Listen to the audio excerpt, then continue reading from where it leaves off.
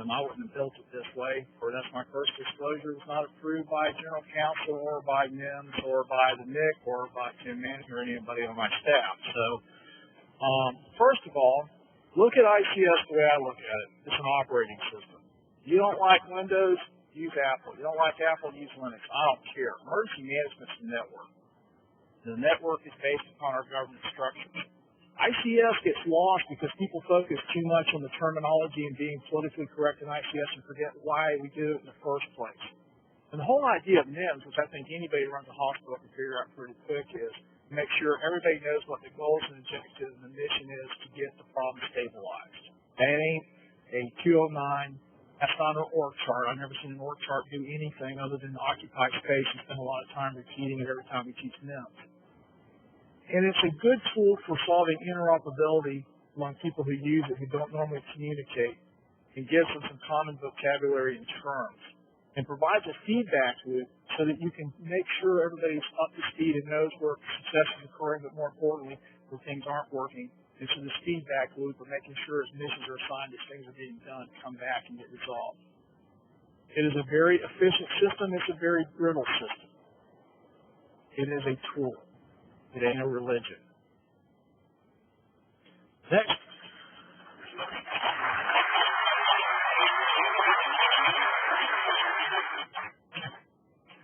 All right, how many more? Good morning. Hey. Ron Thomas, and I'm a dean over at Embry-Riddle University in Daytona Beach. What would you have us do as institutions of higher education to support FEMA's higher ed initiative? I don't know. You do it for free? Can't quite. The reason I ask, when most people ask me that question, the next question is, do you have any grant money or funds to support that? You know how many centers of excellence we have in this country? It's amazing. Having been from Florida and knowing what you do there, I think, first of all, most of the emergency management programs are too focused on the science of it and too much in the mechanics of it. And I think one of the things we really need to bring into this curriculum, besides the obvious things like GIS and things like that, is social sciences, marketing, things that are actually tools that many of us had to develop on our own because, you know, we could go get the training on how to write an evacuation plan. Nobody told us how to market it. Nobody told us that, yeah, just because we say something doesn't change behavior. This is what it takes to change behavior in people. And so I think part of this is we spend a lot of time on the hard science piece of this, the easy stuff to me. We don't spend a lot of time teaching people how to work in the world they're in. And part of that is it's increasing the amount of social scientists and that type of research into our curriculum, and also putting them in situations that are not traditional government-based emergency management. But looking at our private sector partners, looking at what faith-based and other organizations are doing, and understand that some of these provide a different context that gives people a better understanding of how to put together and build this team. So those would be my recommendations. But I really think that in the area of emergency management, the social sciences have not been as heavily engaged in a lot of these curriculums. And there's great resource out there. There's a lot of people that focus in on that. But most of the training that I see, even internally at FEMA, we talk about nuts and bolts. We never talk about the people we're trying to help and what their perceptions are going to be and how to best communicate to meet their needs. It goes back to, we do what's easy for us. Thank you. Morning, I'm Sabrina Laura. I'm here from Vermont, where I belong to a team of trainers building some online courseware for emergency managers, specifically around this notion of a cyberspace disruption or cyber incident, particularly one having impact on critical infrastructure. We're being asked to do this through FEMA, Department of Homeland Security, recognizing that our increasing dependence on cyberspace makes us increasingly vulnerable. Not to be critical, but I've noticed a conspicuous absence of mention of cyberspace while I've been here, and I'm wondering how I might be able to make some inroads in a training platform for emergency managers. I promise to hang on your every word. Well, in looking at the threat spectrum we're against, FEMA gets probed on a regular basis. How many people do any of the independent study training at FEMA? How many people feel a little bit nervous about using your Social Security number to identify yourself? part of the problem with cybersecurity is people look at the symptoms and never look at the root cause. Most of the cybersecurity threats in this country are actually criminal in nature, trying to get in the system to get personal information. We get hit a lot at FEMA. So one of the things we're trying to do is get rid of the personal information. So we've asked our management director to go back and find out how many programs in FEMA use personal identification information that ain't relevant and get rid of it. Quit being a target. The second thing is you've got to practice good cyber hygiene. Most of the vulnerabilities are not so much, there are some nation states that have an unfortunate curiosity in some of the things we do, but most of the vulnerabilities are actually just bad hygiene. Not keeping your stuff up to date, not practicing good password protection. I mean, how many times do you go around and find people write their passwords down on the whiteboard because they can't remember? I mean, and I'm actually running into this issue. We're so security conscious. I have a hard time keeping track of all my passwords and pins because I can't use one. So part of this is we are treating all of these symptoms. We're not going back to the root problem. We made it too complex, so it's not easy for people to be safe. We collect too much information because it's easy to track people that way. Well, a lot of applications that feel relevant, we shouldn't be taking your Social Security number to do an online course. And two, you got to understand that a lot of this threat is criminal in nature that can cause a lot of problems. But there are people, it's less. Put this into perspective. There's a lot of probing, a lot of stuff trying to get into systems. Most of the damages that get done, if people really want to shut off things, there's ways to do that. But for most people, the biggest problem is they're looking for criminal activities to do information, to get your stuff, to get in your system. And because they can do that, it leaves you open to the other vulnerabilities of individuals or groups or actors who are intentionally going to try to take down systems and disrupt it. So, how many people have done an exercise where you went dark? Just turn off the electronics and go, guess what? Disasters don't stop. Larry Gisbert and I ran a disaster with nothing more than butcher paper on the wall, a lined pad, and message forms that whited out our county name and wrote in the county we were supporting, and we ran a flood in a rural county in Florida with nothing more than that, a phone and a fax machine. And if the fax machine had been out, it probably would have saved us more paper. So I think part of this is, yes, it's a real threat. Two, a lot of it has to do with looking at the root cause instead of treating symptoms. And part of this is making the security piece a little bit easier, more intuitive for people without making it more vulnerable, practicing good hygiene. Three, quit making ourselves attractive targets by putting information out that criminals want. And the last piece of this is understanding that if the systems go down, they don't stop the disaster, it may cause additional problems. What are you going to do?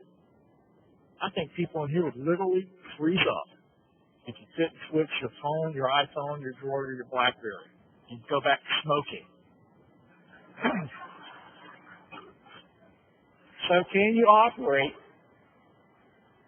and go dark with electronics? We haven't done this with FEMA in a while, which would be really fun.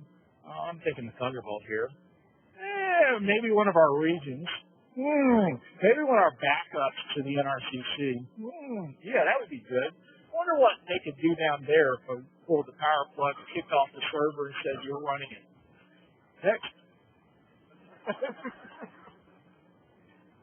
Good morning. My name is Jamal Brandon. I'm from Detroit, Michigan, and I represent the American Red Cross. I want to talk about or have a question about, could you explain specifically what your relationship is with the American Red Cross, both when a disaster is not going on and when a disaster is going on specifically?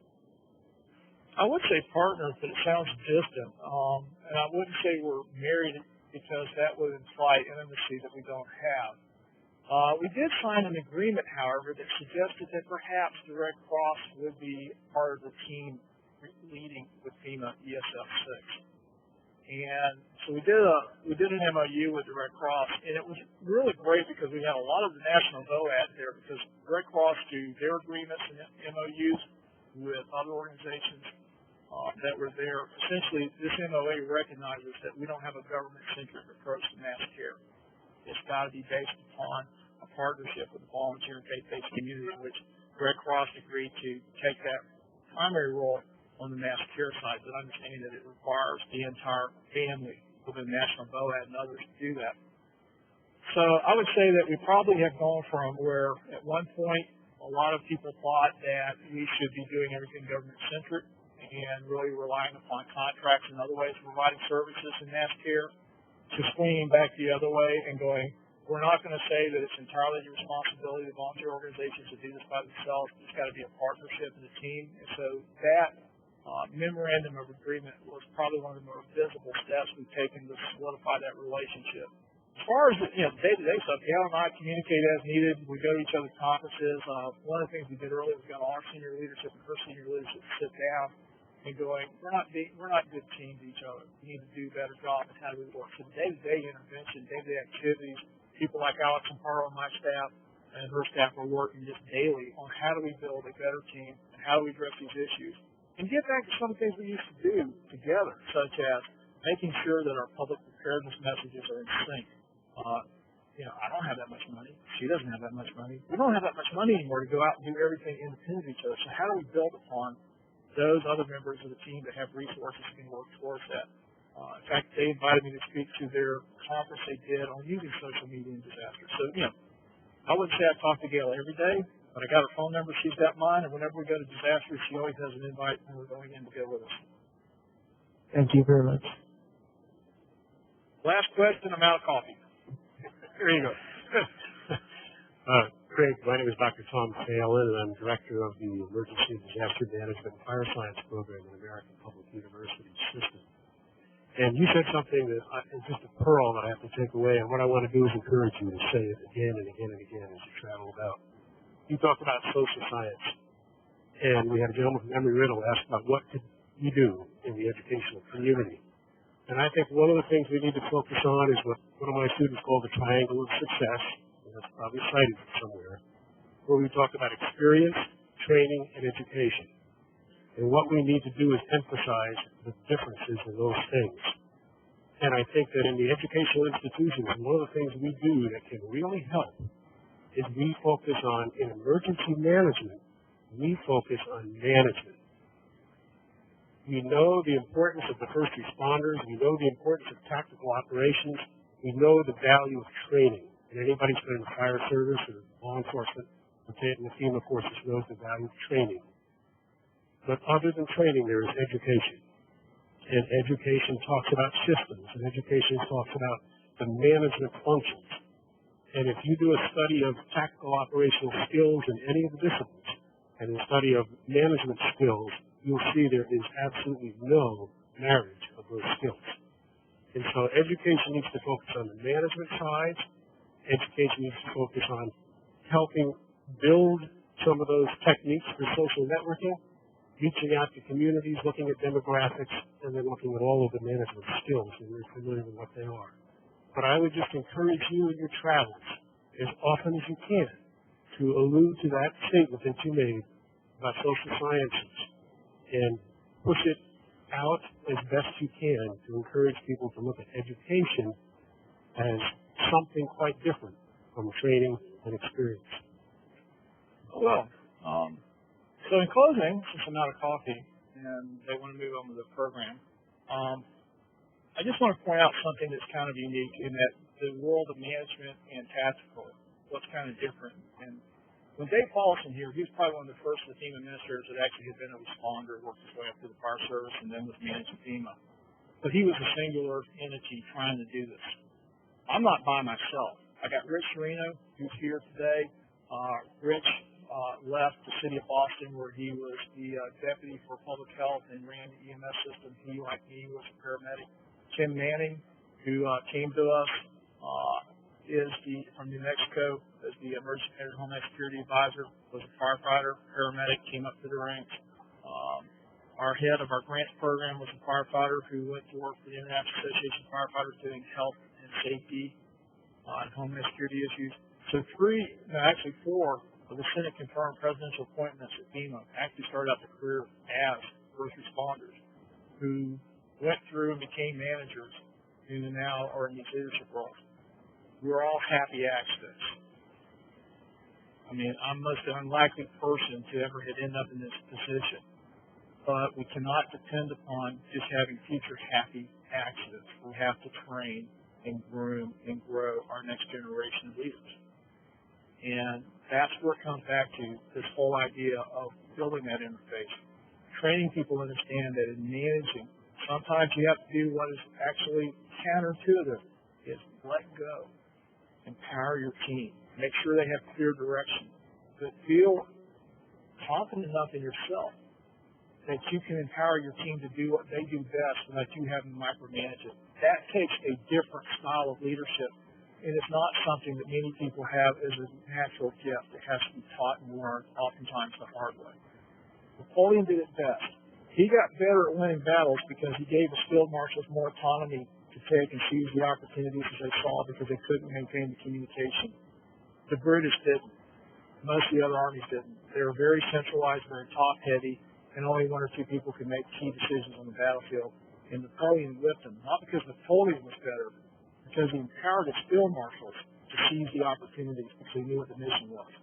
Emergency managers that can build teams for their ESS, their agencies, can seize the initiative because they know what the mission is without having to go from other NAOC. Will be more successful faster and will actually build better teams than those that are based upon very top-centric, decision-driven organizations.